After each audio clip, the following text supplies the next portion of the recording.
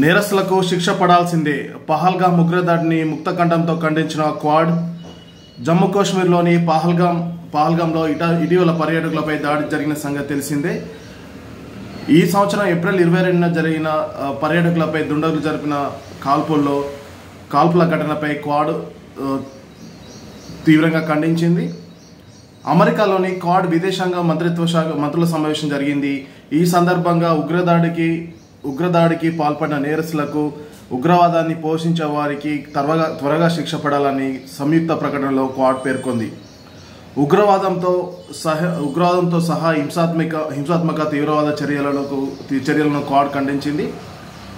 ఉగ్రవాదానికి వ్యతిరేకంగా తీసుకున్న చర్యలకు మా సహకారం ఉంటుందని, ఏప్రిల్ 22న పహల్గామ్లో జరిగిన ఉగ్రదాడిని తీవ్రంగా ఖండిస్తున్నామని పహల్గామ్ బాధితులకు సంతాపం తెలియజేస్తూ పహల్గామ్ ఉగ్రదాడి కాడిని తీవ్రంగా ఖండించిన క్వాడ్. అమెరికాలో జరుగుతున్న ఈ క్వాడ్లో ఆస్ట్రేలియా, జపాన్, ఇండియా, అమెరికా 4 దేశాల విదేశాంగ మంత్రులు పాల్గొని సంయుక్తంగా ఉగ్రవాద దాడిని ఖండించారు.